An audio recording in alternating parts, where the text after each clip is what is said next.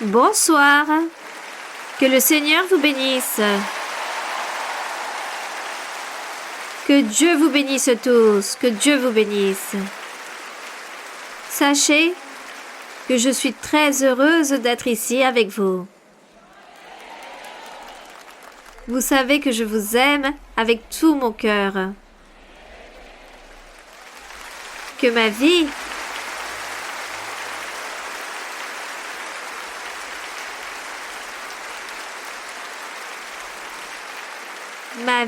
appartient à Dieu et à vous. Que Dieu vous bénisse ce soir. Et aujourd'hui, nous allons être de fête avec notre Dieu. Merci, merci.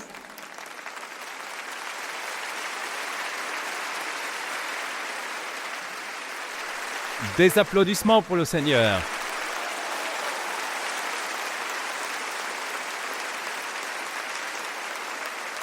Que Dieu vous bénisse. Quelle joie de pouvoir être ici aujourd'hui pour cette grande bénédiction. Cela faisait quelques jours qu'on n'était pas venu. Depuis 2012, en mai. Quelle joie qu'aujourd'hui Dieu nous a donné cette si belle opportunité de nous rassembler, tous, ensemble, avec notre bien-aimée sœur Maria-Louisa. La gloire est pour le Seigneur.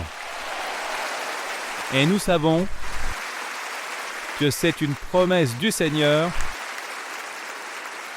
Et nous savons que ce Dieu, il accomplit toutes ses promesses, il fait tout.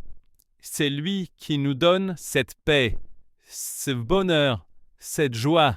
La gloire est pour le Seigneur. Béni soit notre Seigneur. Il n'y a personne d'autre comme Dieu.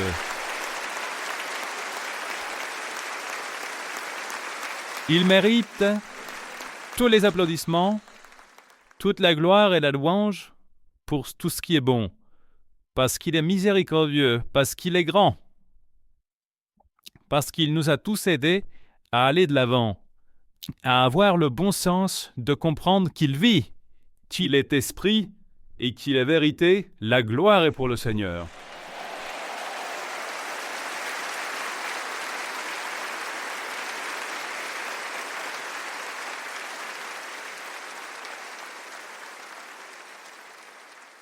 Pour ceux qui ne me connaissent pas, mon nom est Andrés Carrillo, un frère en Christ de vous tous. Comme superviseur international de l'Église, Dieu nous a permis de parcourir la Colombie et beaucoup de pays dans le monde et d'amener ce trésor, les choses de Dieu. Béni soit notre Seigneur. Vous pouvez vous asseoir, frères et sœurs. Que puis-je vous raconter ? L'Église de Dieu continue à grandir au niveau mondial. Il y a maintenant des visites dans 7 pays d'Afrique. Promesse du Seigneur qui arrive à ce continent, tout comme en Australie, en Tasmanie, il y a l'Église. À Singapour aussi, mes frères, l'Église a commencé. Béni soit notre Dieu.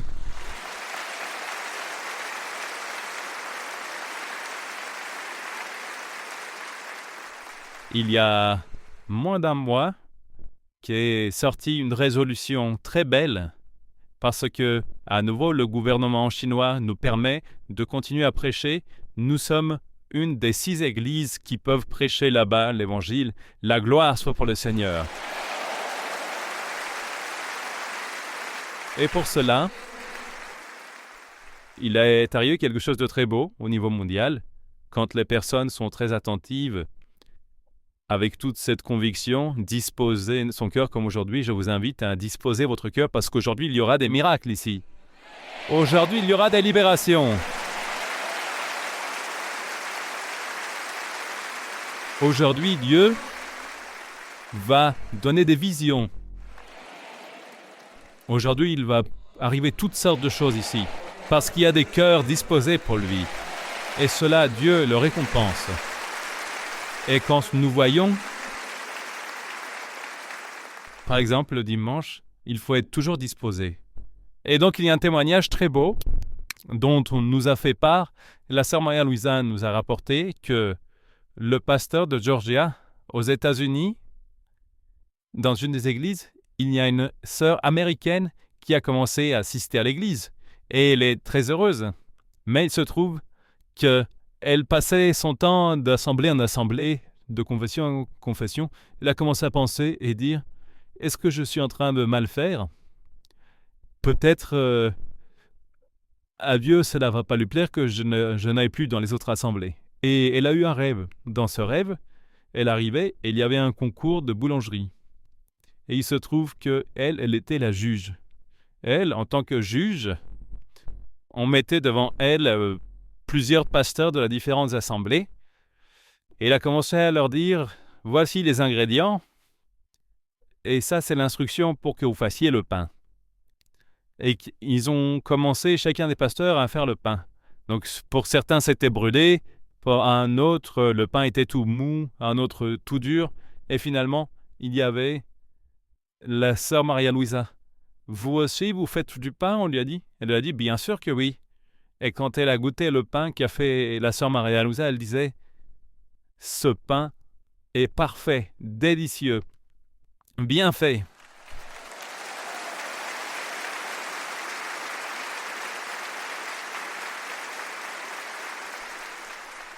Elle lui disait « Et pourquoi le vôtre est différent de celui des autres? Parce qu'ils ne savent pas préparer? Parce que moi, je le fais, dit la sœur, avec tout mon cœur, et parce que j'aime le Seigneur. » Et cette réponse, avec ce rêve, elle l'a compris, elle a été très heureuse de savoir et que nous sommes dans l'endroit que Dieu a sur la terre pour le chercher. Parce que la récompense qu'il a pour nous, c'est la vie, mes frères. Sachez que je vous aime. Aujourd'hui, c'est une joie immense d'être avec nos frères de Santander, du nord de Santander, que Dieu vous récompense et vous bénisse. Mais aussi, il y a un groupe très spécial de personnes que j'aime énormément, nos frères de Venezuela, les pasteurs. Comme c'est beau.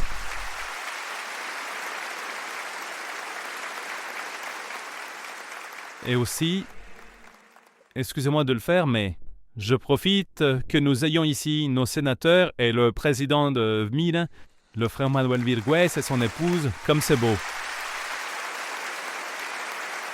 Et que maintenant aussi, Dieu nous a donné une grande bénédiction. Nous avons la vice-présidence du Sénat, la sœur Paola, son époux. Quelle bénédiction! Et quelle joie, parce que, sachez mes frères, que tous ces parlementaires, ces votes que vous avez donnés pour eux, nous représentent bien. Regardez, j'ai eu l'opportunité de croiser même des ex-présidents de ce pays. Et quand ils m'identifient, je dis « Oui, je suis de Mira ». Ils me disent « Comment vous faites ?»« Incroyable. Comment vous êtes impeccable, des gens de bien. Et comment faites-vous pour que tout le monde obéisse à la sœur Maria-Louisa ?» Je leur dis « Voyez. » Il se trouve que... Donc, je leur parle de l'Église. Je leur parle du ministère qui est établi par Dieu. C'est un apôtre, un prophète, un évangéliste, un grand maître. Et ces hommes et femmes qui nous représentent là-bas aiment aussi le Seigneur. Et c'est pour cela qu'on voit le soutien et la lumière. Béni soit le Seigneur. Et pour moi, c'est une joie de vous laisser avec un homme de Dieu, avec notre pasteur général, notre frère Carlos Alberto Baena. Dieu vous bénisse.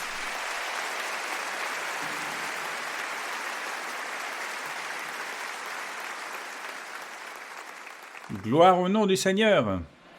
Et en plus de toutes ces belles choses que notre frère Andrés vient de nous rapporter, aujourd'hui il y a beaucoup de bonheur, sœur Maria-Louisa. Ici, à Bucaramanga, il y a une sœur qui, depuis 20 ans, ne pouvait pas marcher.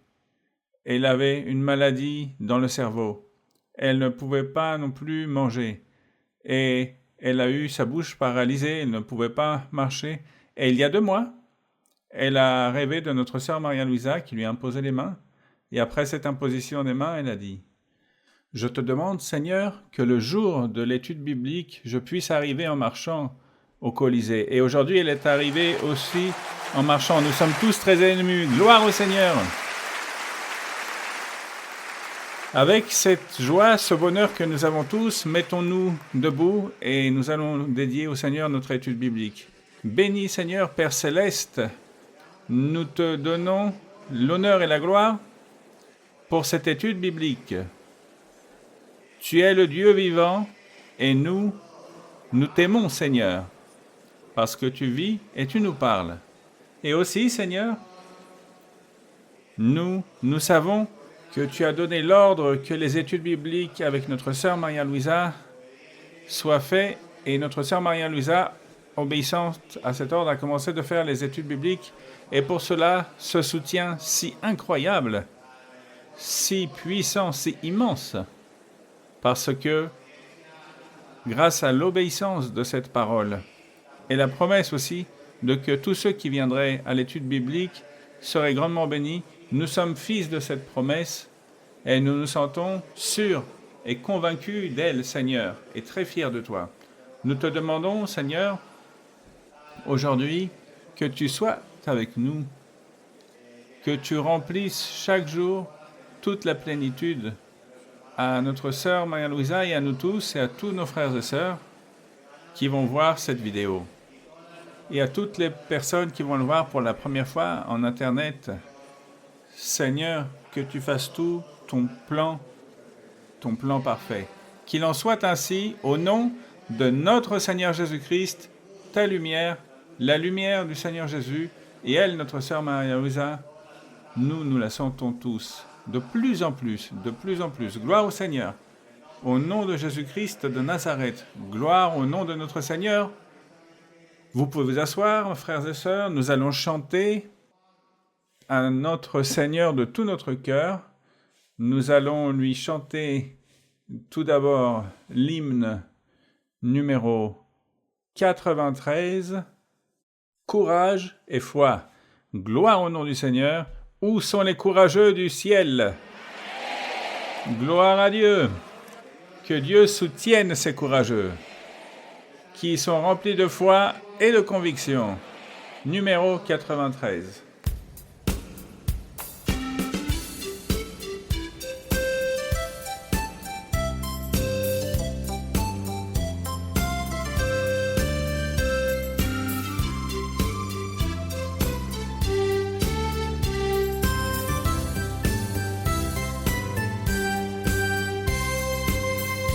Si en tu senda las nubes agolparse ves, no vaciles por ello ni flaqueen tus pies. Cada nube que venga no podrá traer más que pruebas que pasan si hay valor y fe, si hay valor y fe, si hay valor y fe. En la más oscura noche siempre hay luz, si hay valor y fe.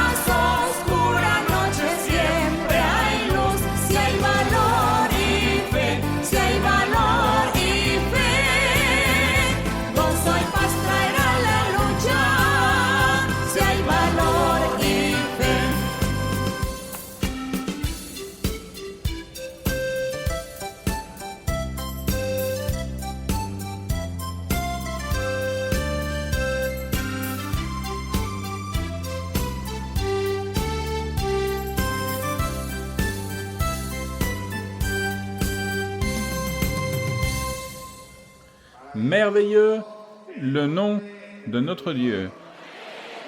Gloire à lui pour toujours. Combien nous l'aimons, combien nous l'adorons de tout notre cœur. Il est bon toute notre vie. Notre souffle de vie, notre respiration, notre raison de vivre. Louange à lui. Je souhaite saluer.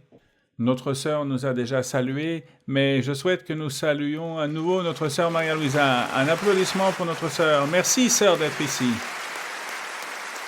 Notre sœur Maria-Louisa fait un effort immense. Elle adore le Seigneur. Sa vie a été pour le Seigneur et grâce à notre sœur, l'Église est née, a été érigée. Ce travail de notre sœur Maria-Louisa, important, cet amour au Seigneur, qui est toujours... Elle fait toujours ce qu'il y a de mieux pour le Seigneur. Les voyages, c'est fatigant, mais notre sœur est chaque jour plus belle, plus jeune, plus forte, chaque jour plus merveilleuse, chaque jour plus remplie de Dieu. Elle est très belle, la sœur. Gloire au Seigneur. Très bien, mes frères, mettons-nous debout. Nous allons chanter un cantique pour laisser place ensuite à notre sœur Maria-Louisa. Quel bonheur si grand que le Seigneur nous donne. Chantons, mes frères, tout à fait à propos de cette source d'eau avec laquelle notre Seigneur représente ce qui arrive ici à l'étude biblique, la lumière, l'eau, le pain, l'aliment parfait. Quelle fierté, gloire au Seigneur. Chantons le cantique 112, la source d'en haut, numéro 112.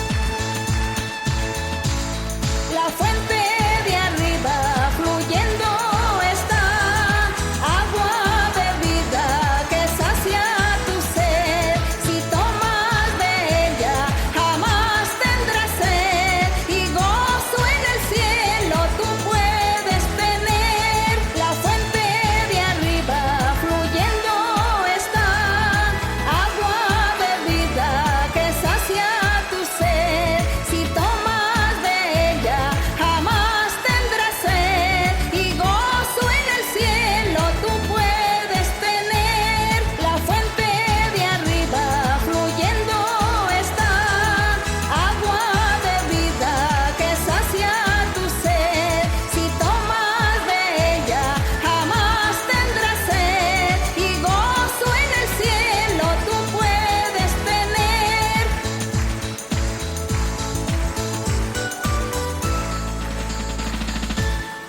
Et qui donne la gloire au Seigneur?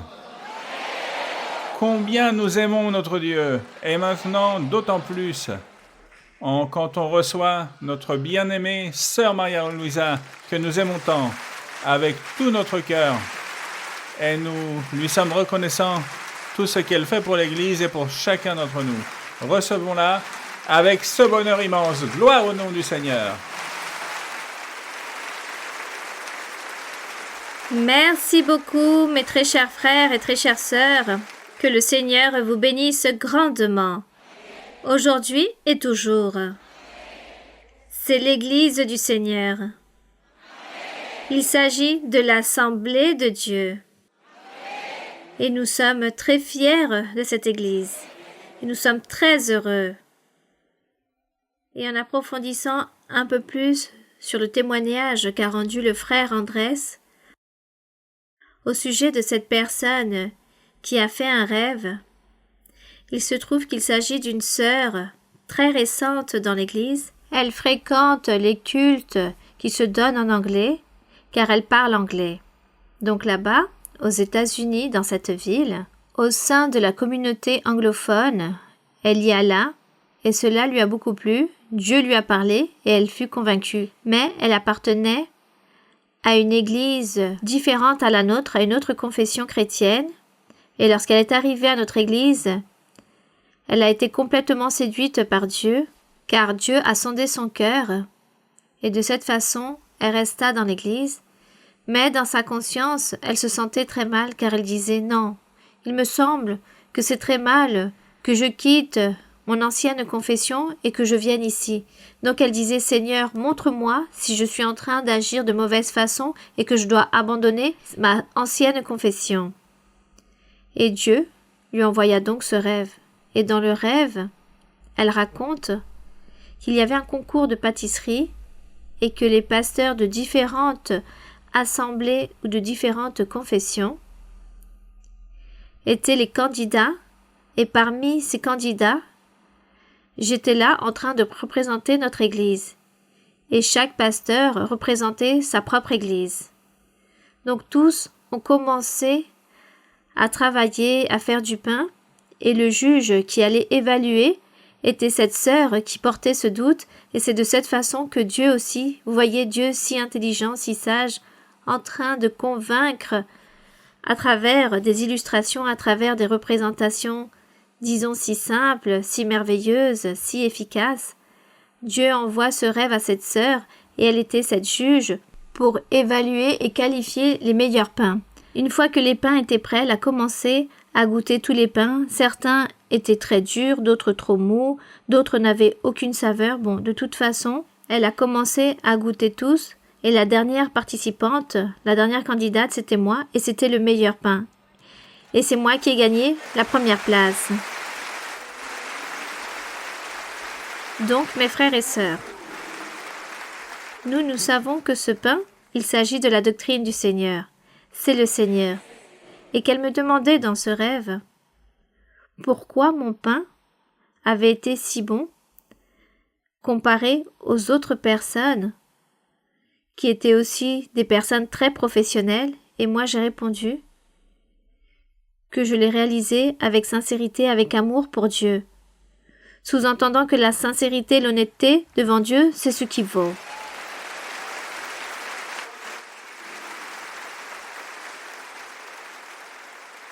Car si nous rendons compte et nous observons, il y a beaucoup de personnes qui travaillent par ambition, pour l'argent, qui travaillent pour obtenir un diplôme, un poste, un nom, mais ne travaillent jamais pour Dieu. Chaque personne pense à soi-même, cherche son propre intérêt, et Dieu voit tout cela. Et Dieu, il nous a choisis, car nous voulons, c'est gagner beaucoup de richesses, mais pour le royaume des cieux. Et ces richesses, c'est vous tous. Car vous êtes le plus grand trésor. Le plus grand trésor dont parle la Bible lorsque notre Dieu raconte et dit « Les âmes, les croyants, les serviteurs du Seigneur sont le grand trésor, tous ceux qui deviennent des véritables enfants de Dieu. » Il s'agit de cette personne, et c'est ce que nous sommes aujourd'hui en train de garder, tous ces trésors, gagner beaucoup d'âmes pour le royaume des cieux. Mais pour l'instant, nous devons nous-mêmes tout d'abord nous purifier, pour ainsi réaliser le travail et gagner encore plus d'âmes, afin que les personnes puissent véritablement suivre la voie du Seigneur. Donc aujourd'hui, je suis très heureuse, vous pouvez vous asseoir mes frères et sœurs, aujourd'hui je suis très heureuse. Et je me souviens, je me rappelle, lorsqu'au tout début, les premières visites, une famille de Socorro a connu l'église à Bogota, puis ensuite, ils avaient parlé à leurs voisins, à leurs amis, à leurs proches, et qu'il y avait déjà un certain nombre de personnes, et nous venions leur rendre visite. Après Socorro, il y a eu San Gil, il y a eu Bucaramanga, Floride Blanca, Piedescuesta, tous ces endroits. Je m'en souviens qu'un jour je devais prophétiser pour environ 400 ou 500 personnes, à peu près 400 ou 500 personnes, car les gens racontaient aux autres et les gens venaient pour chercher la prophétie. Les gens venaient par curiosité, qu'on puisse sonder leur cœur, révéler les secrets de leur cœur, et je devais donner la prophétie à ce grand nombre de personnes. Et à l'époque, nous quittions Bogota vers 4 heures du matin. Nous réalisions le travail dans la journée. Le dernier que nous devions y aller, c'était vers 20 heures à Socorro. Et nous arrivions à 4 heures du matin le lendemain pour donner ces prophéties. J'avais donné la prophétie à plus de 450 personnes. Et nous avons duré, disons, plusieurs années, à peu près 2 ans ou plus, en réalisant toutes les choses ainsi. Et ensuite est arrivé le jour où nous devions ouvrir l'église pour y établir des pasteurs. Et lorsque l'église s'est ouverte, je m'en souviens, il y a eu 80 personnes qui ont commencé à se rassembler à Bucaramanga, en Colombie. Et ensuite, lorsque je suis revenue à Bucaramanga, il y avait 400 ou 500 personnes. Et vous n'arrivez pas à imaginer la déception que j'ai reçue, car je priais chaque jour pour ces 400 personnes. Et je me disais, lorsqu'elle va commencer avec ces 400 personnes, et cela ne fut pas ainsi. 80 personnes à peine ont commencé à se rassembler. Et à partir de là, 80 personnes se rassemblaient, et je me disais, où sont les 320 autres personnes, ou les autres personnes auxquelles je donnais la prophétie? Ils étaient à peu près 450, et je disais, où sont ces personnes? Mais je pense, et je suis certaine, que parmi toutes ces personnes qui ne sont pas revenues, sûrement les années sont passées et sont revenues à l'église. Voici ce que je suppose et ce que je pense et que je m'illusionne de cette façon. Mais le travail est ainsi. Le travail appartient au Seigneur et comme dit le Seigneur, beaucoup sont ceux qui écoutent, beaucoup se remplissent d'émotions et de curiosité. Mais à l'heure de la vérité, lorsque tout est établi, restent vraiment ces personnes à qui Dieu a choisi. Mais nous rendons grâce au Seigneur qu'aujourd'hui, vous êtes ce fruit, le produit de cette période de lassitude sur la route, des nuits blanches, et de prier pour plus de 400 personnes, car il s'agit d'un travail très ardent. Et c'est pour cela que mes bras sont si fatigués et je n'impose plus les mains. Donc maintenant, ce travail appartient aux jeunes, qu'ils travaillent et qu'ils imposent les mains. Mais le Seigneur continue à faire son travail. Le Seigneur nous met à son service de différentes manières. Moi, il a commencé à me dire, ne t'inquiète pas, n'impose pas les mains, car je vais te mettre à mon service avec ta bouche, avec ma bouche. Et je rends grâce au Seigneur. Et cela fut ainsi. Cela a été ainsi, et le Seigneur m'a mis à son service de cette façon avec ma bouche. Et le Seigneur me disait, si quelqu'un veut que tu lui imposes les mains, demande-lui ce qu'il veut. Parle à cette personne, car je t'appuierai, et cette personne recevra la bénédiction. Et je l'ai fait ainsi. Ainsi, j'ai réalisé le travail, et ainsi est mon imposition de main. Parler aux personnes avec tendresse, avec amour, et dire, continue de l'avant, car le Seigneur va t'aider. Et cela est ainsi, tout s'accomplit. Et nous rendons grâce à notre Dieu, nous rendons grâce à notre Père. Et toujours, je vous ai toujours porté dans mon cœur, comme toutes les autres églises. Lorsque je réalise une prière pour les églises, je prie du nord, de l'Alaska, jusqu'à la Patagonie. Et je rends grâce au Seigneur car maintenant, même en Patagonie, il y a 1 ou 2 assemblées. Et je prie aussi pour toute l'Europe. Je prie pour l'Asie, pour l'Afrique. Et maintenant, même pour tous les continents. Car dans tous les continents, il y a 1, 2 ou 10 cœurs qui cherchent de Dieu ou qui ont eu l'occasion de connaître la voix du Seigneur au jour d'aujourd'hui. Et tout cela nous rend très fiers, car est en train de s'accomplir ce que Dieu a promis. Depuis 1968. En 1968, le Seigneur m'a parlé et il a fait toutes ces promesses merveilleuses. Et aujourd'hui, je vois les fruits et je vois que Dieu, réellement, est bien celui qui parle, car il accomplit sa promesse, et c'est pourquoi je dis, voici l'Église du Seigneur.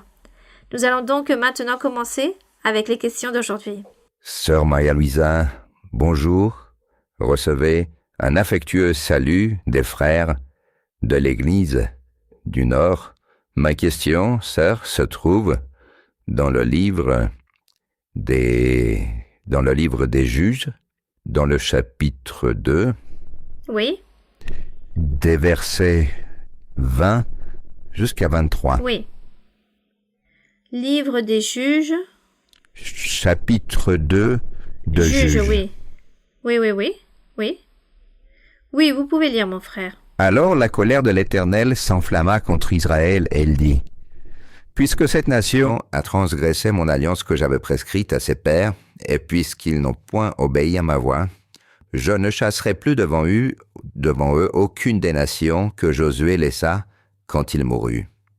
C'est ainsi que je mettrai par elle Israël à l'épreuve, pour savoir s'ils prendront garde ou non à suivre la voie de l'Éternel, comme leurs pères y ont pris garde. Et l'Éternel laissa en repos ces nations qu'il n'avait pas livrées entre les mains de Josué, et il ne se hâta point de les chasser. » Et sœur, nous voyons dans ce verset que quand le peuple d'Israël était en paix, il se relâchait, il se corrompait et il oubliait le Seigneur et ses préceptes. Et pour cela, le Seigneur a laissé des peuples ennemis autour pour que quand le Seigneur pêche, il les incitait.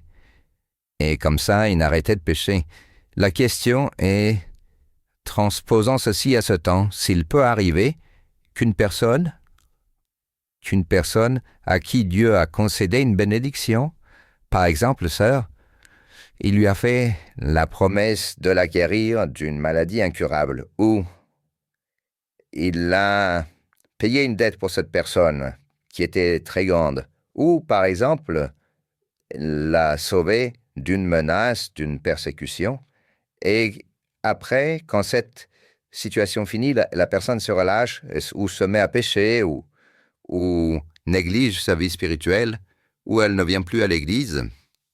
Si Dieu peut permettre que cette situation qui était éteinte, qui était terminée, vienne à nouveau, la maladie à nouveau se présente par exemple, ou la dette surgisse à nouveau, ou se présente à nouveau la menace. Merci, sœur. Bien. Peut-être Dieu ne va pas s'apercevoir lorsque Dieu réalise un miracle, car Dieu fait beaucoup de miracles et de guérisons en les personnes. Parfois, il y a des personnes qui n'appartiennent pas à l'Église, et Dieu fait un miracle. Cela se produit, c'est parce que Dieu veut se faire connaître aux autres et dire qu'il existe, c'est cela. Donc Dieu fait cela pour que la personne qui reçoit le miracle ou votre proche puisse se convertir ainsi à Dieu et croire en Dieu, car les gens qui le connaissent, qui ont vu que cette personne était malade ou atteinte d'une maladie ou qui a vécu un accident ou qui a reçu une grande bénédiction de Dieu, Dieu le fait pour que les personnes puissent dire et voir, regardez ce que Dieu a fait avec cette personne. Donc c'est les autres qui croient. Peut-être la famille va croire, mais on n'attend rien que cette personne qui est en train de souffrir, peut-être n'attend rien de Dieu, mais attend tout simplement qu'avec son témoignage, les personnes qui le voient, comme les apôtres lorsqu'ils réalisaient les travaux de guérison, de miracles, et toutes les personnes qui regardaient étaient témoins de tous ces miracles, et les gens qui voyaient cela déposaient leur confiance en Dieu, à croire en disant oui, effectivement, il existe Dieu, et il faut croire, il faut déposer cette confiance et suivre et continuer. Donc, Dieu peu lui importe si cette personne est reconnaissant ou pas du miracle, mais ce qui lui intéresse, ce sont ceux qui voient et qui regardent les témoins. Et voici ce que cela signifie. Et la personne peut-être, à Dieu peu lui importe, car si Dieu se fixerait en cela, ce serait un Dieu vengeur, et Dieu ne va pas se venger du miracle qu'il a accompli et faire que la maladie revienne, même si cette personne n'est pas reconnaissante et ne cherche pas Dieu alors qu'elle a été guérie. Mais Dieu, ce qui lui importe, c'est que beaucoup l'ont vu et ont cru en le miracle et que les gens continuent, c'est cela. Et ici aussi, lorsqu'il est écrit que Dieu a abandonné ces nations, c'est à cause de l'idolâtrie.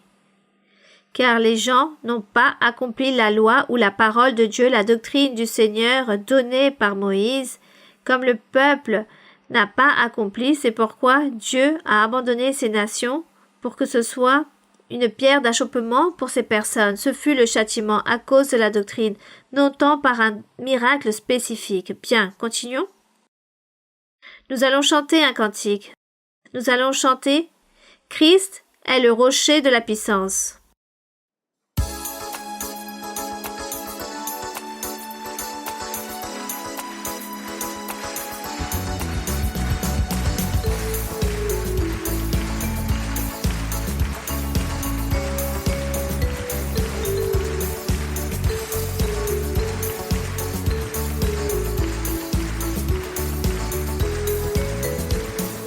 Cristo es la roca de poder, escóndeme, escóndeme, hasta que pase, oh Señor, la tempestad. Escóndeme, escóndeme con tu poder. Cristo es la roca de poder, Él calmará la tempestad.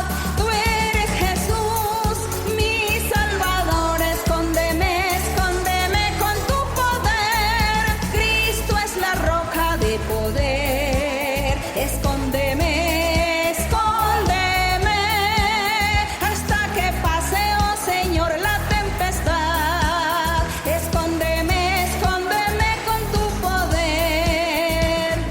Cristo es la roca de poder, Él calmará la tempestad.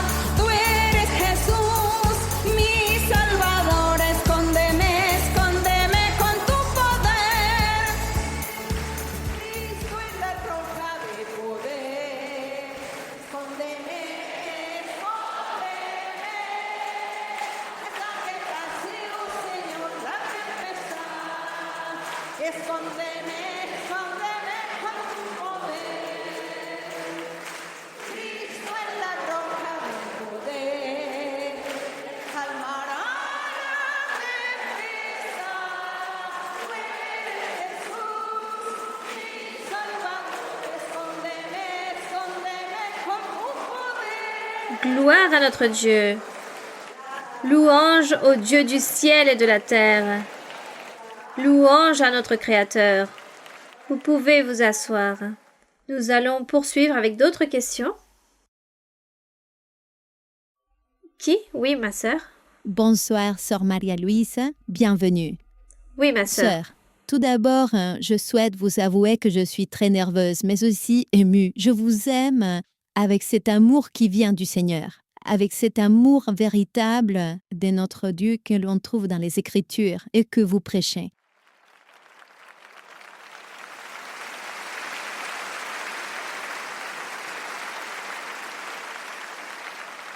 Que Dieu vous bénisse et merci pour tout.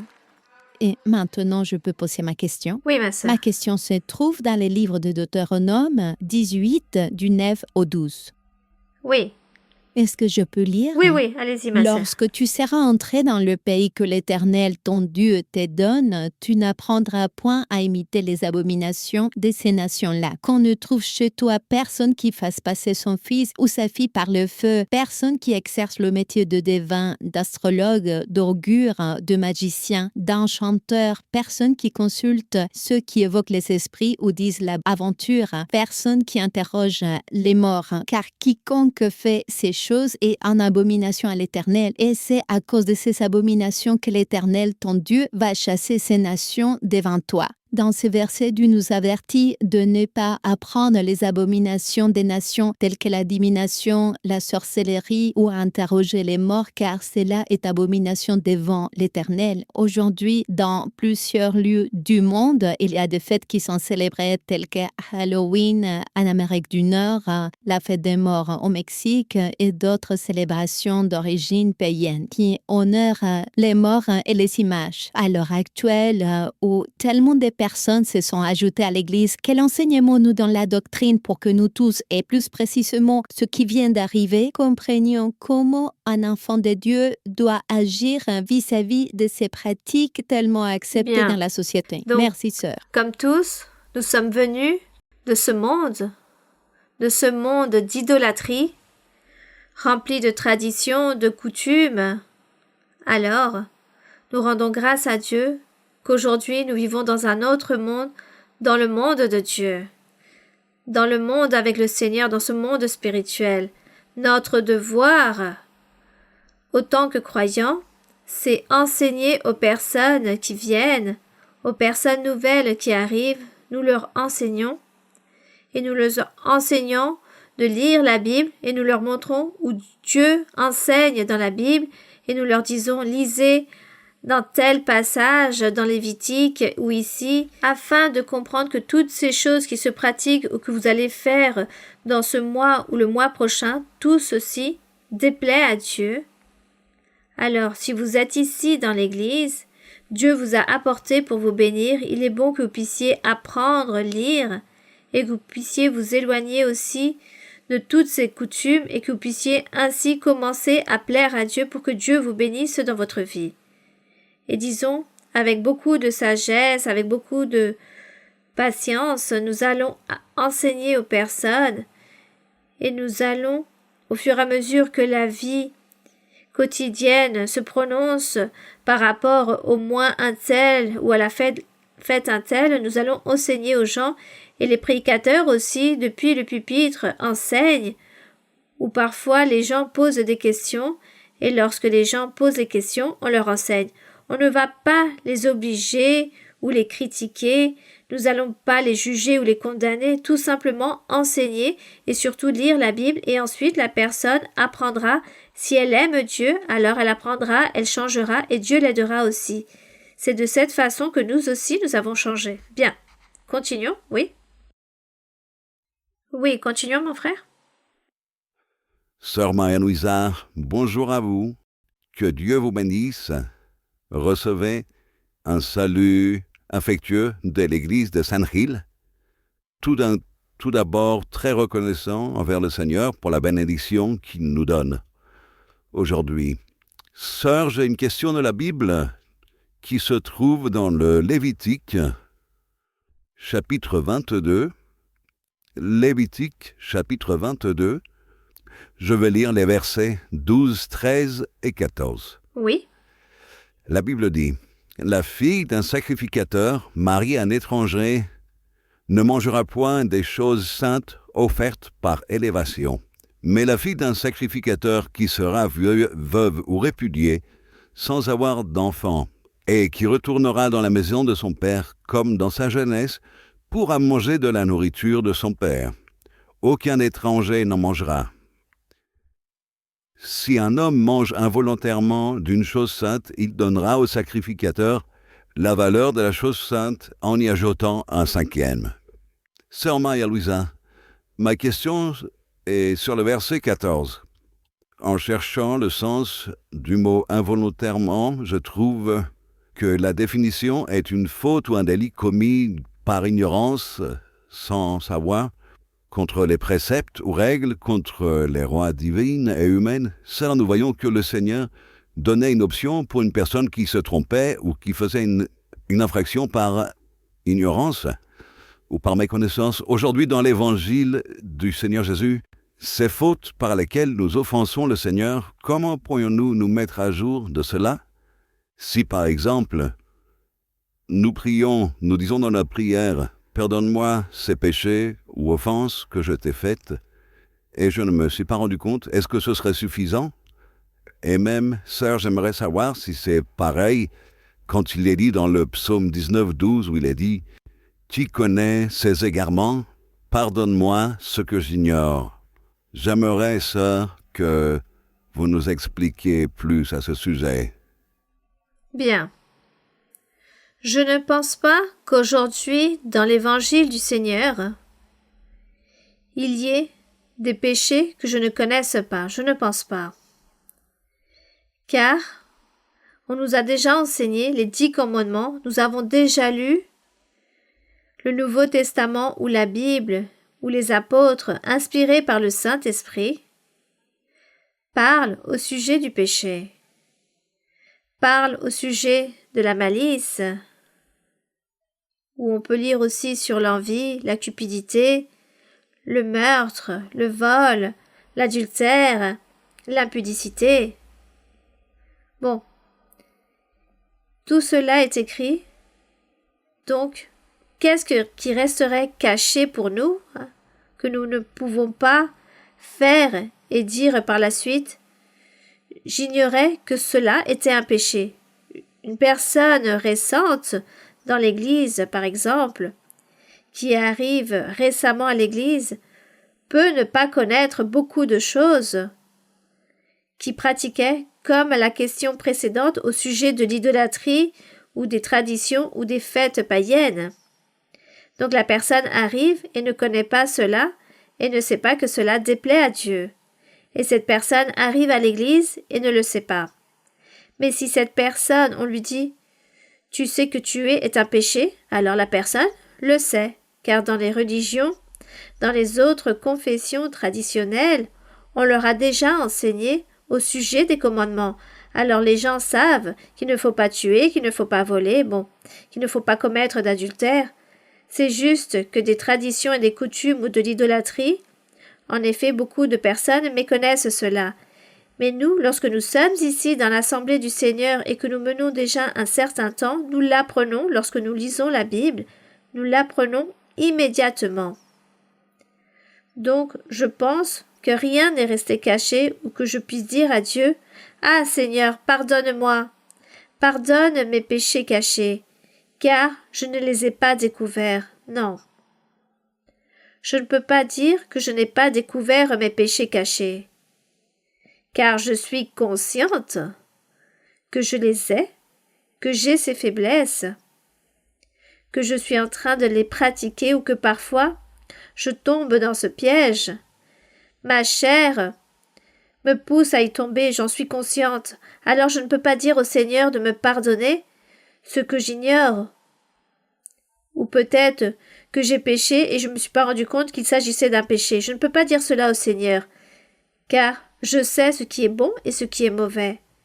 La personne récente, oui, peut-être. La personne récente peut dire au Seigneur, « Seigneur, je viens tout juste d'arriver à l'église, je ne connais pas beaucoup de doctrines, mais tu m'enseigneras et je vais continuer à lire pour pouvoir apprendre, et j'apprendrai ainsi correctement ta voix, la voix de Dieu. » Donc ne nous inquiétons pas et ne prions pas de cette façon.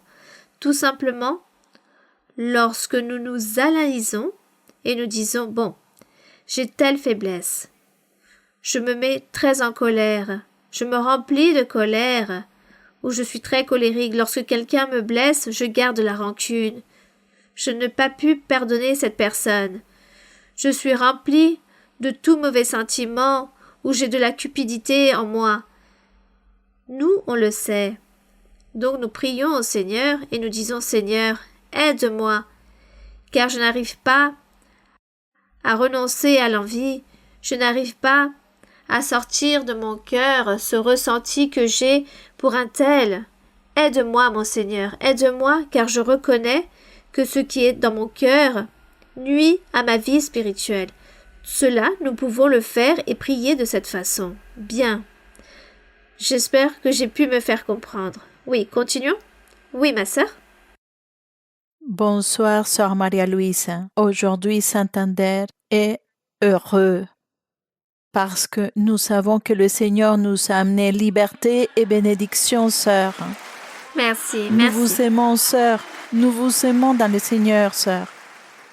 Sœur, je souhaite rendre grâce à Dieu et à vous pour ces espaces, pour ces études bibliques, parce que grâce à elles, l'Église grandit et s'édifie en connaissant ces doctrines, sœur.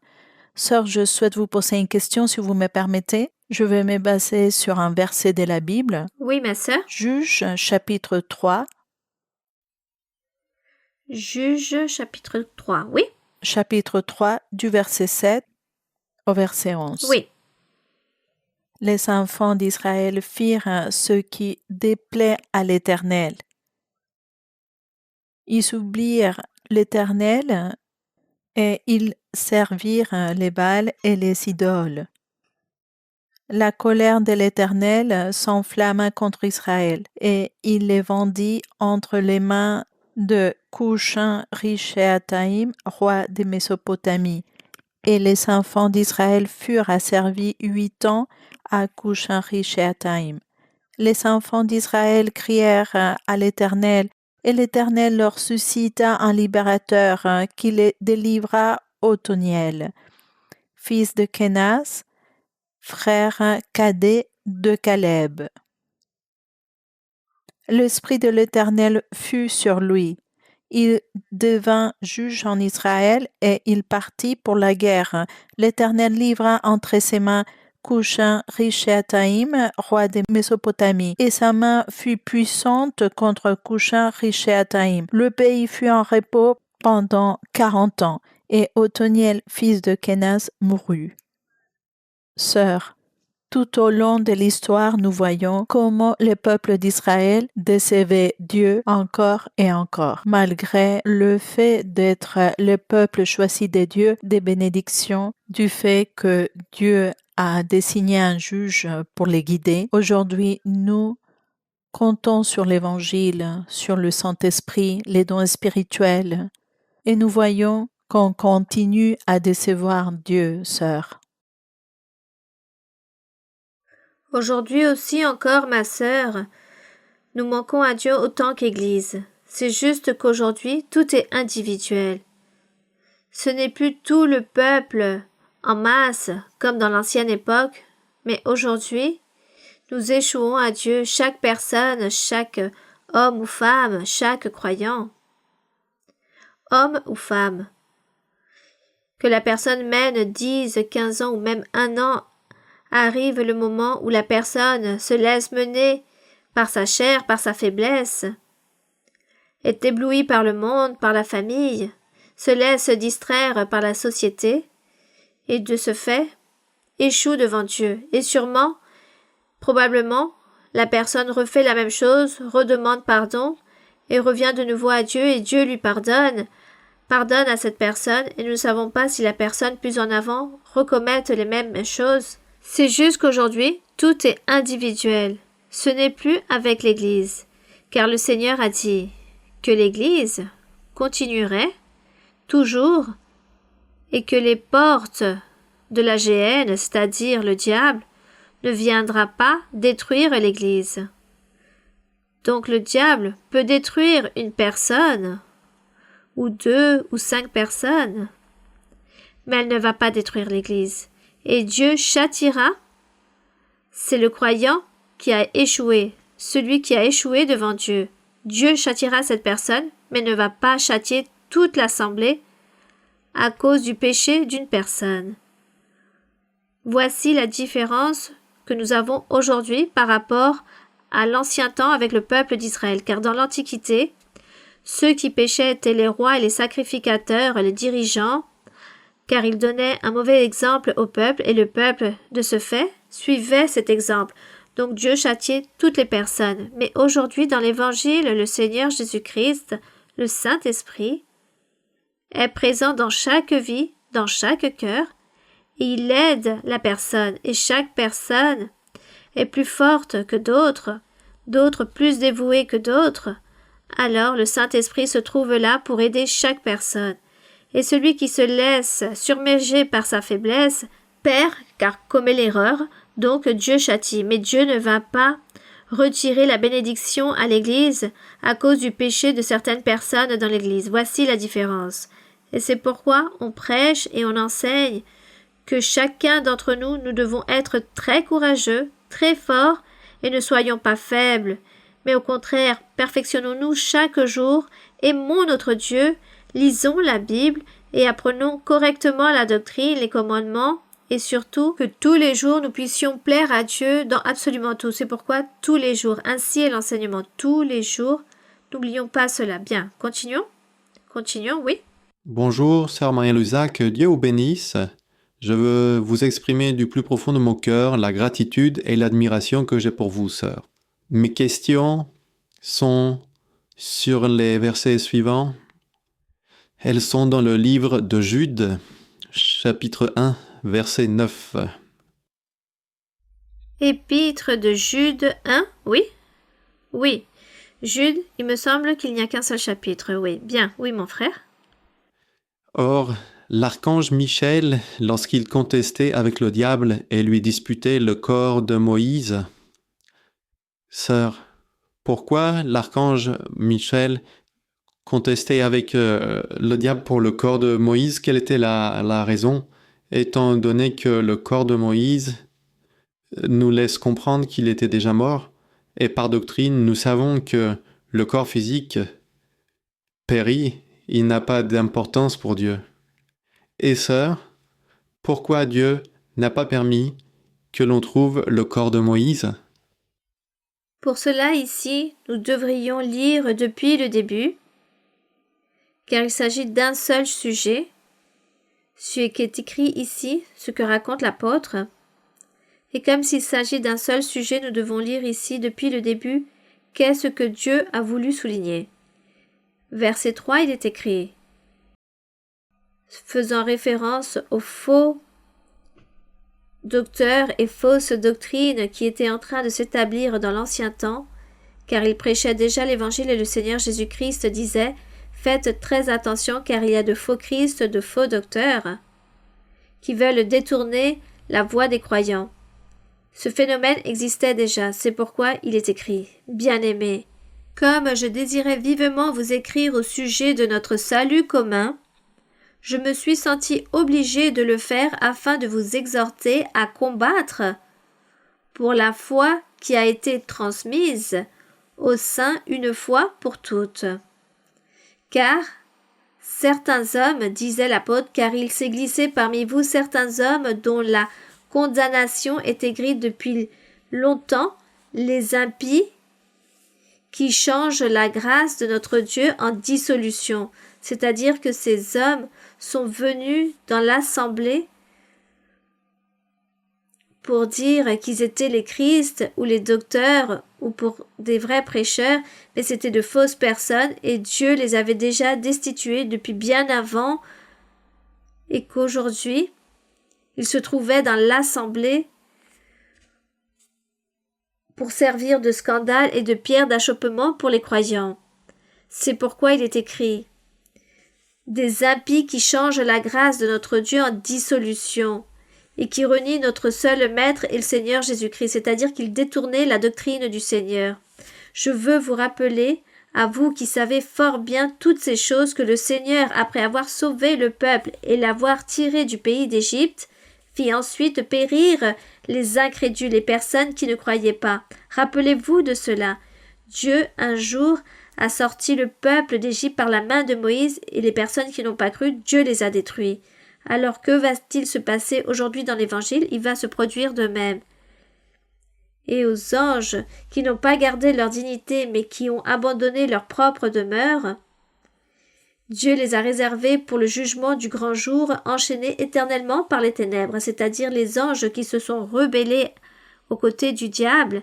Eh bien, Dieu les a rejetés de sa présence et les a envoyés sur la terre, et c'est lorsqu'ils étaient là-bas, en train de nuire à la vie spirituelle d'Adam et Ève. À partir de là, tout a commencé.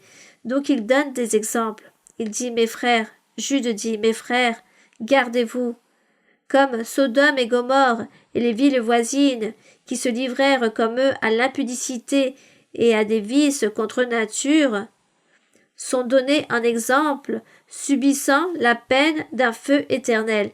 Je ne sais pas si vous êtes en train de lire ce que je suis en train de lire. Vous êtes en train de lire? Bien. Donc il est écrit comme eux, l'impudicité et à ses vices contre nature, c'est-à-dire des hommes avec des hommes et des femmes avec des femmes. Ceux qui anciennement s'appelaient des sodomites, c'étaient des hommes avec des hommes qui se liaient et des femmes avec des femmes. C'étaient les vices contre la nature que Dieu avait créés ou que Dieu avait installés dans l'être humain. Ils disent que tous, par exemple, comme Sodome et Gomorre, il s'agissait de deux villes où tous les hommes étaient des hommes avec des hommes et des femmes avec des femmes, des hommes avec des femmes, avec des animaux aussi. Bon, voici ce qui s'est passé dans Sodome et Gomorre et c'est pourquoi Dieu a détruit ces villes. Il les a complètement brûlées, il les a incendiées. L'histoire raconte cela. Et l'apôtre raconte ici aux personnes, ils disent, vous croyant en Jésus-Christ, gardez-vous. Disons vous vous trouvez dans l'assemblée, et dans l'assemblée, il y a tout ce genre de personnes qui viennent, il y a tous ces menteurs, toutes ces fausses personnes qui vont vous tromper, et ne vous laissez pas tromper. Voici ce qu'a voulu dire l'apôtre ici, et donne l'exemple de Sodome et Gomorrhe. Il dit comme eux, Dieu les a châtiés, ils ont souffert cette grande peine.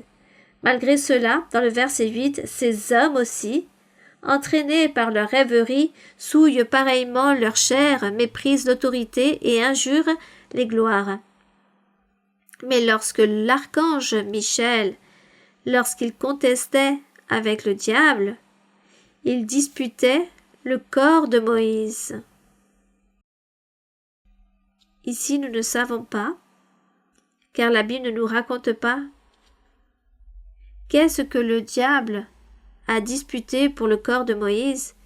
Sûrement il a disputé avec le corps qu'elle ne pouvait pas disputer avec son esprit, avec sa personnalité, avec l'âme, car il savait que Moïse était ferme et convaincu de Dieu, il avait cru en Dieu et appartenait à Dieu. Donc le diable a dit, au moins qu'il me reste le corps de Moïse.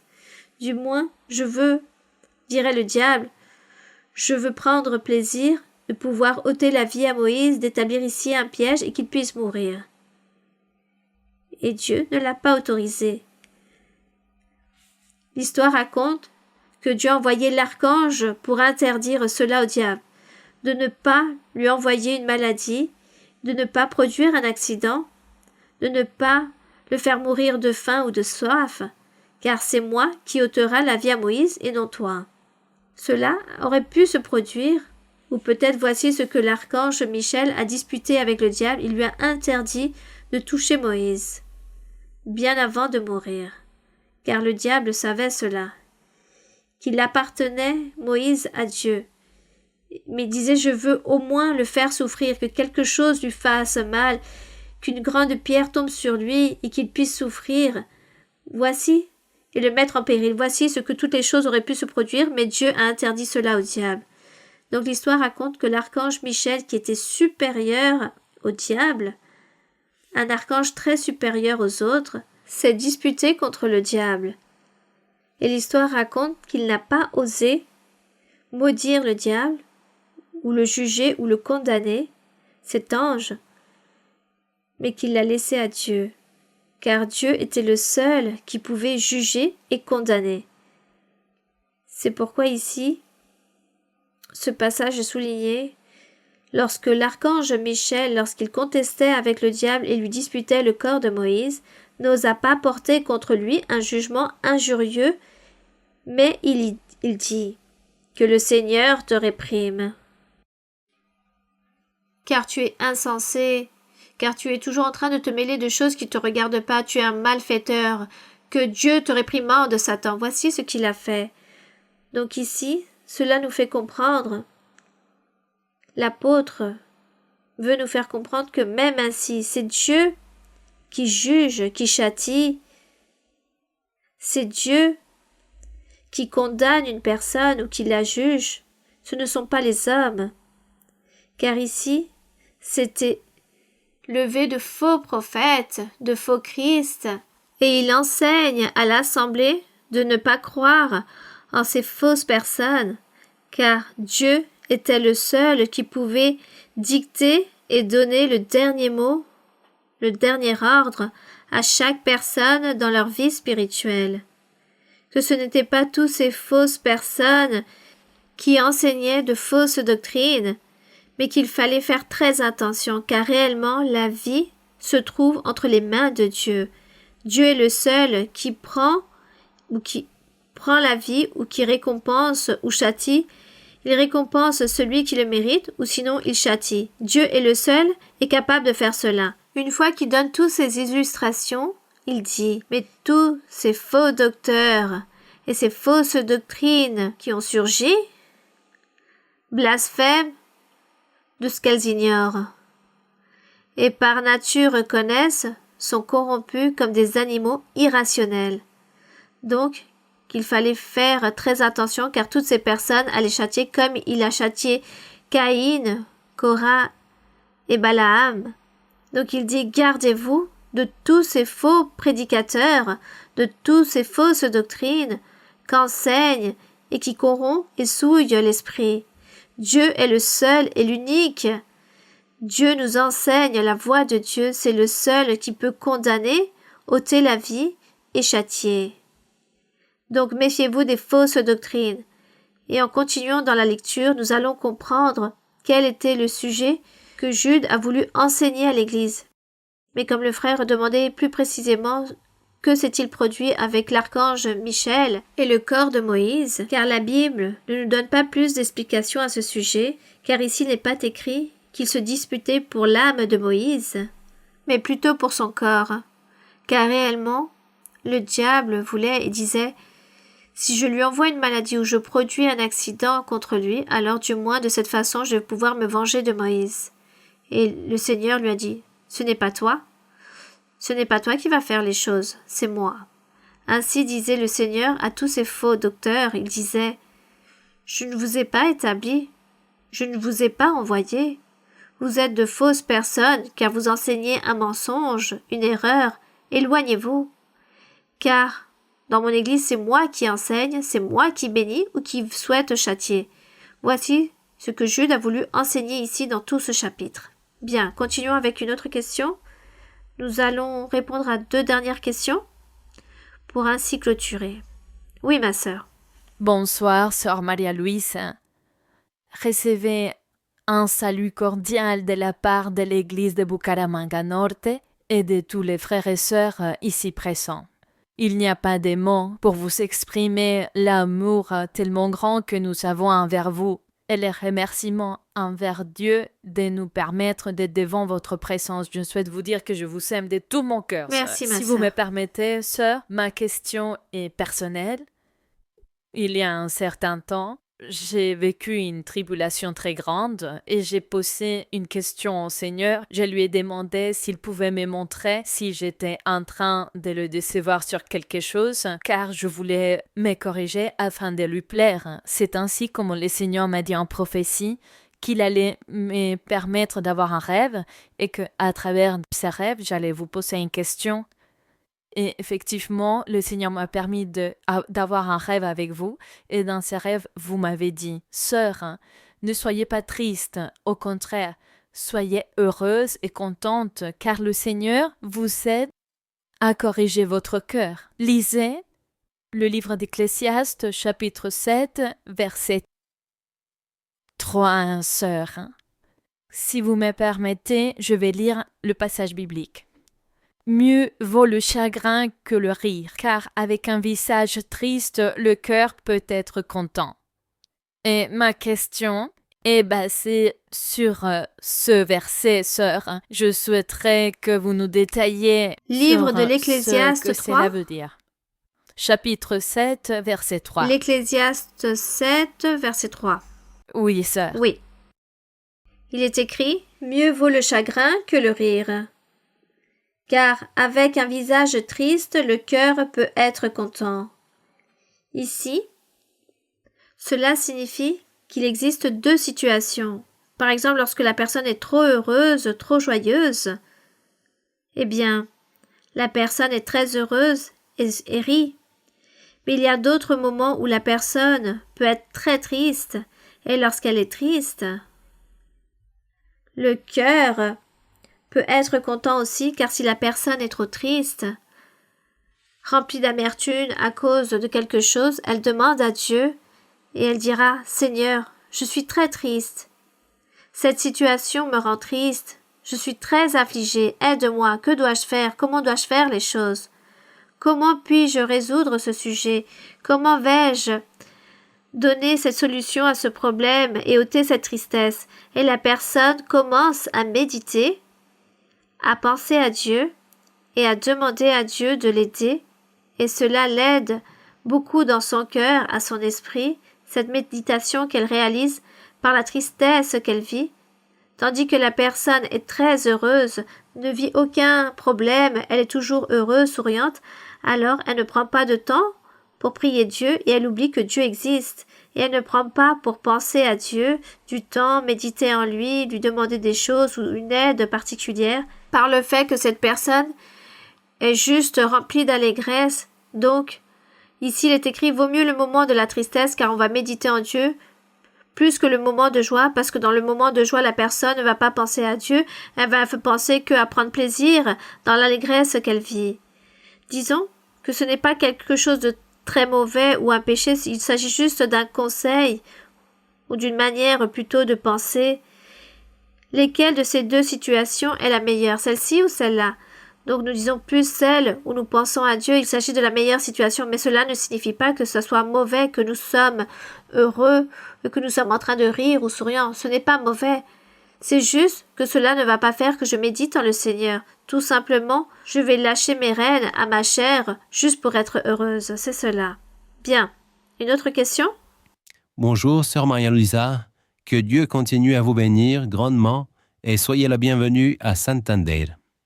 J'ai une question. Dans le premier livre des Rois 11.1, il est dit « Le roi Salomon aima beaucoup de femmes étrangères outre la fille de Pharaon, des Moabites, des Ammonites, des Édomites, des Sidoniennes, des Étiennes. » Dans ce passage, sœur, nous voyons que le roi Salomon, malgré la grande sagesse que Dieu lui avait concédée, tant dans la construction du temple que la résolution des sujets du peuple, n'a pas été diligent à appliquer la loi de Moïse dans sa vie quotidienne. Même si Dieu lui avait donné de la sagesse pour gouverner et juger le peuple, Salomon, il lui a manqué de la constance dans la lecture et l'obéissance des Écritures. Est-ce pour cela que le Saint-Esprit aujourd'hui nous insiste à ce point-là à lire et à relire la parole du Seigneur pour que nous n'oublions pas ses statuts, ses ordres et ses commandements, et ainsi éviter des erreurs qui peuvent arriver quand nous négligeons ce qui est déjà écrit et ce que le Seigneur nous a enseigné. Merci, sœur. Bien. Salomon, tout d'abord, Dieu a voulu le bénir car ainsi fut la promesse, que Dieu allait l'exalter et qu'il lui allait lui accorder de grandes richesses et un grand honneur. Disons que c'est Dieu qui s'est engagé et lui a donné les richesses à Salomon. Il l'a béni et lui a donné de l'abondance. Mais effectivement, d'une certaine façon, Salomon a oublié ou il n'y a eu personne qui ait pu lui lire les Écritures, car la loi de Dieu, la loi de Moïse, n'était pas entre les mains du roi, mais entre celles des Écritures des sacrificateurs. C'est eux qui avaient cette loi, et c'était eux qui devaient enseigner, mais il paraît que jamais ils se sont préoccupés pour enseigner au roi, car les rois, disons, sont devenus les maîtres et les seigneurs, ces dieux, où personne ne pouvait les atteindre, ou même rien leur suggérer, car c'est eux qui ordonnaient, qui commandaient. Il semblerait que tant pour les sacrificateurs et les prophètes, ils avaient très peur des rois. Donc ils faisaient ce qu'ils pensaient mieux faire, d'une certaine manière. Salomon a échoué devant Dieu dans certaines choses, mais dans d'autres choses, Dieu l'a béni en envoyant beaucoup de richesses, beaucoup d'argent, beaucoup de terres et bien d'autres, Dieu lui a donné. Mais bien évidemment, il a échoué par rapport aux femmes, car l'histoire raconte qu'il s'est lié à des femmes étrangères et la loi l'interdisait, mais ici les instructions de Moïse dans Deutéronome étaient que les sacrificateurs devaient enseigner au peuple et au roi, leur enseigner la parole de Dieu. Ils n'ont pas enseigné au roi par peur, ils enseignaient au peuple mais non au roi.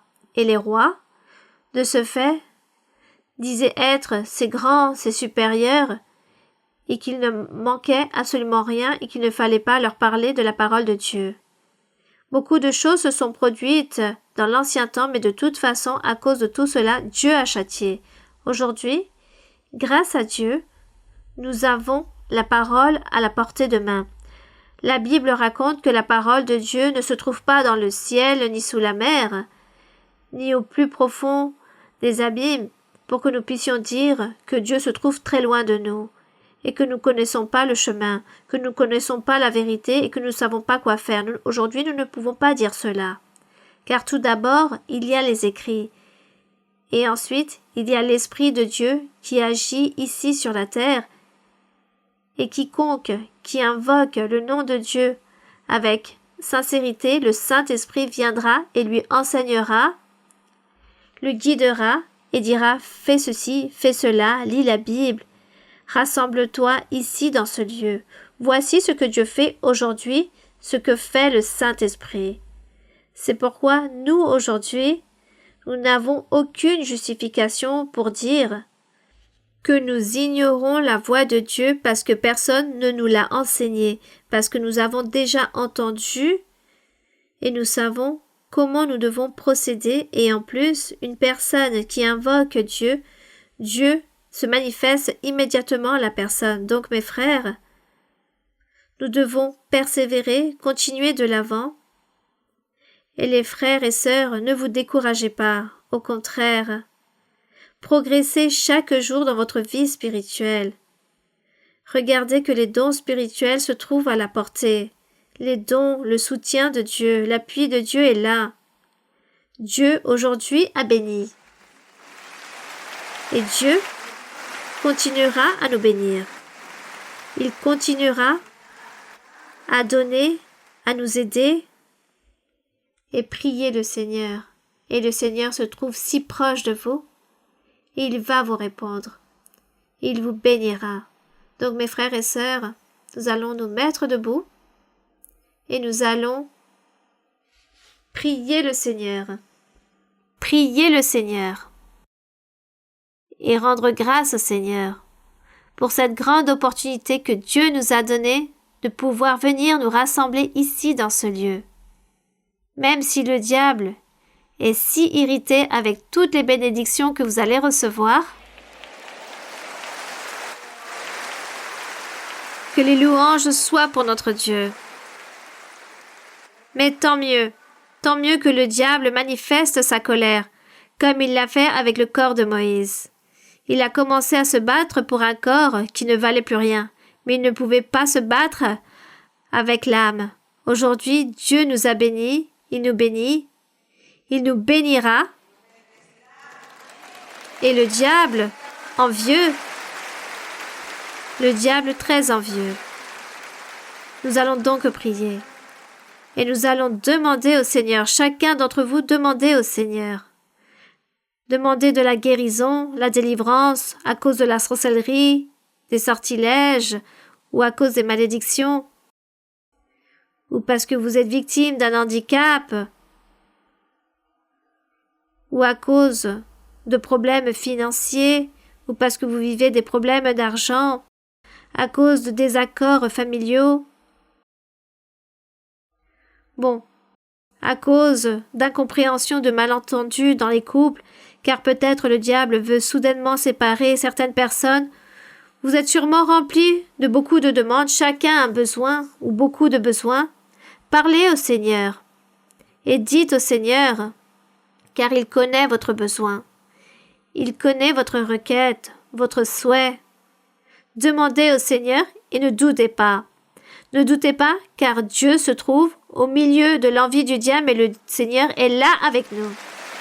Père Saint, nous allons prier. Père Céleste, Père de notre Seigneur Jésus-Christ, Dieu Père d'Abraham et d'Isaac, de Jacob, notre Dieu de Moïse, de Daniel, des prophètes, à qui tu leur as parlé, tu leur parlais, mon Seigneur. Tu as envoyé des messages au peuple et tu parlais à chacun d'entre eux. Tu as donné le réconfort et tu leur as fait beaucoup de promesses et tu as envoyé beaucoup de bénédictions. Tu t'es manifesté. Tu as réalisé des prodiges, des miracles. Tu as consolé les cœurs. Mon Père, tu as envoyé le Seigneur Jésus-Christ sur la terre pour la consolation du peuple, pour alimenter nos âmes, pour nous bénir, pour nous orienter vers le bon chemin, vers le sentier de la vie éternelle. Seigneur, tu les as envoyés pour que nous puissions connaître ta vérité, ta miséricorde et ton amour, pour que nous puissions connaître un Dieu vivant, un Dieu qui se manifeste, un Dieu qui promet et qui accomplit, car tu accomplis tes promesses, car tu te remplis de compassion de toutes ces personnes qui sont abattues, des miséreux, de tous ceux qui sont affligés. Tu consoles, mon Seigneur, et tu essuies les larmes de toutes ces personnes, et tu purifies le cœur, et tu guéris aussi toutes les blessures, car tu es notre Père, notre Créateur. Et tous me suivront, et tous vont se convertir, et tous croiront, et chercheront ma face. Ils chercheront mes chemins. Et moi, je vous suivrai. Je suivrai les pas de chacun, et j'observerai vos œuvres. Je vous revêtirai avec des vêtements neufs.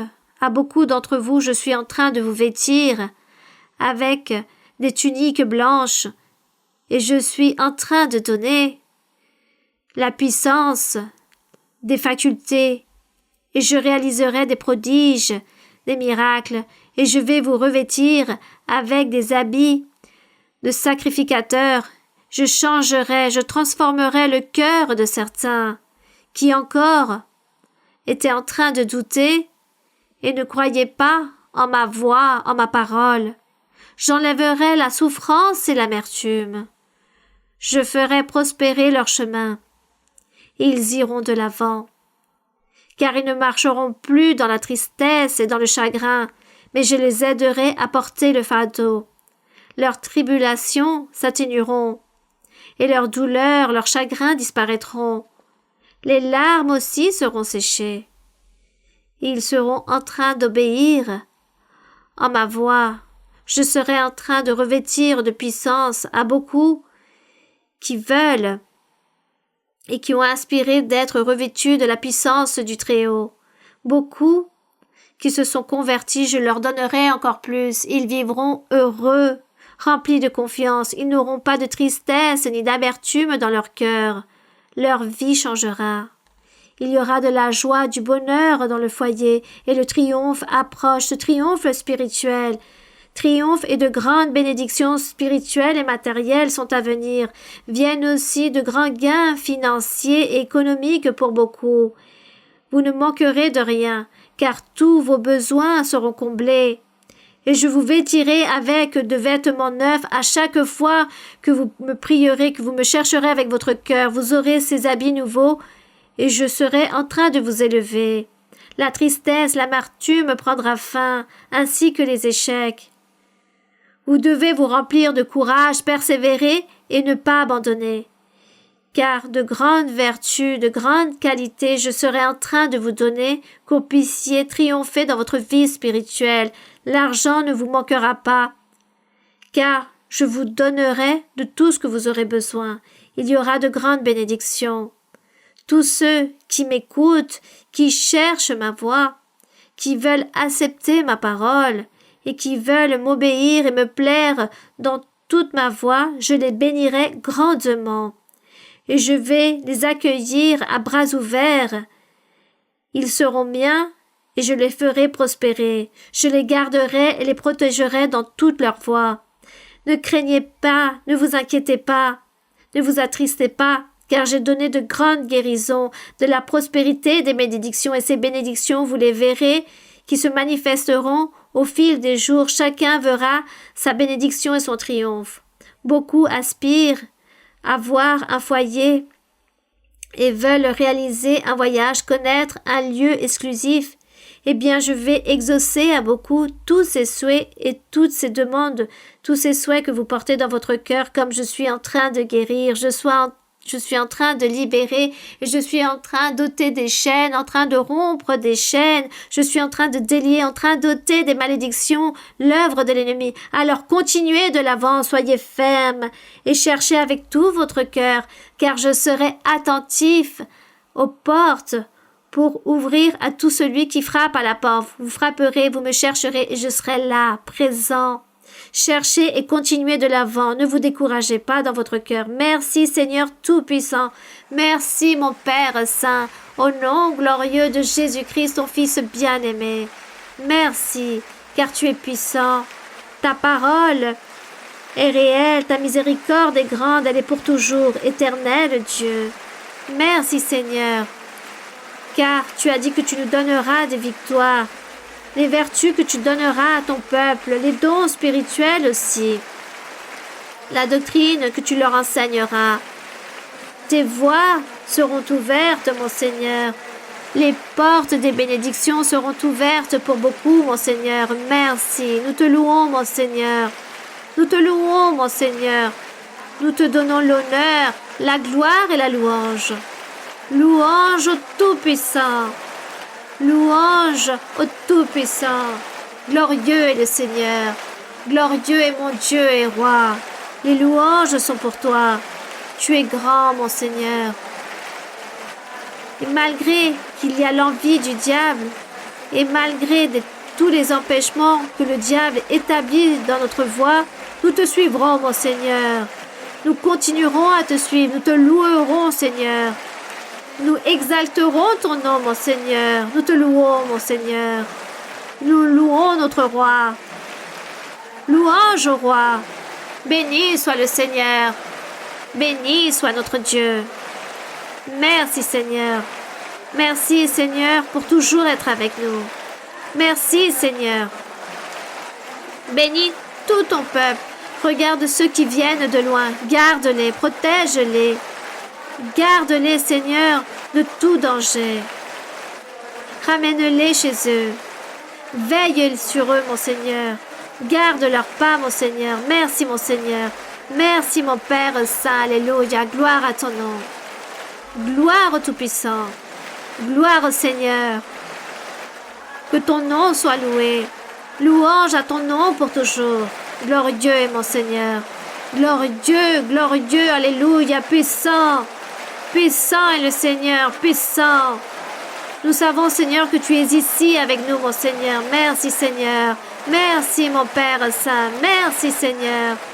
Merci, mon Seigneur. Remplis notre lampe d'huile, mon Seigneur. Remplis le Saint-Esprit. Remplis-nous de ton Saint-Esprit. Qu'il vienne, qu'il descende et qu'il répande ses dons merveilleux. Merci, Seigneur. Pon aceite en mi lámpara, Señor. Pon aceite en mi lámpara, Señor. Que yo quiero servirte con amor. Pon aceite en mi lámpara, Señor. Señor Jesús, tú eres mi vida. Señor Jesús, tú eres amor. Salvaste mi alma perdida. Por eso te alabo con el corazón. Salvaste mi alma perdida. Por eso te alabo con el corazón, con el corazón, con el corazón. Pon aceite en mi lámpara, Señor. Pon aceite en mi lámpara, Señor. Que yo quiero servirte con amor. Pon aceite en mi lámpara, Señor. Señor Jesús, tú eres mi vida. Señor Jesús, tú eres amor. Salvaste mi alma perdida. Por eso te alabo con el corazón. Salvaste mi alma perdida. Por eso te alabo con el corazón, con el corazón, con el corazón. Yo sé que estás aquí, Señor. Yo sé que estás aquí. Yo sé que estás aquí, Señor. Yo sé que estás aquí. mi alma te alaba, mi alma te alaba, mi alma te alaba, porque sé que estás aquí. Mi alma te alaba, mi alma te alaba, mi alma te alaba, porque sé que estás aquí. Yo sé que estás aquí, Señor, yo sé que estás aquí. Yo sé que estás aquí, Señor, yo sé que estás aquí. Mi alma te alaba, mi alma te alaba, mi alma te alaba, porque sé que estás aquí. Mi alma te alaba, mi alma te alaba, mi alma te alaba, porque sé que estás aquí. Gracias, Señor, alabanzas a ti. Merci Seigneur, les louanges sont pour toi. Merci mon Père Saint, béni soit notre Dieu. Et ce cantique aussi, il y a un cantique que nous devons toujours chanter au Seigneur. Mi mano, Señor, contigo quiero ir. Con sangre aquí pagaste por mí. Te quiero hoy servir. Anhelo poder lo malo vencer y en santidad vivir. Toma por favor mi mano, Señor, contigo quiero ir. Toma por favor mi mano, Señor, contigo quiero ir. Con sangre aquí pagaste por mí. Te quiero hoy servir. Anhelo poder lo malo vencer y en santidad vivir. Toma por favor mi mano, Señor, contigo quiero ir. Gloire à notre Dieu, louange à notre Seigneur. Combien veulent servir le Seigneur? Combien? Parce que ce cantique, il s'agit d'un cantique d'engagement envers notre Dieu. Nous devons servir notre Dieu et chanter au Seigneur. À chaque fois, il faut lui chanter, même si vous chantez à chaque fois le même cantique. Merci beaucoup, mes frères et sœurs. Merci beaucoup. Et pour toutes les églises qui sont venues de Cucuta, de Santander Nord, merci. Et celles qui sont venues aussi de Venezuela, merci beaucoup.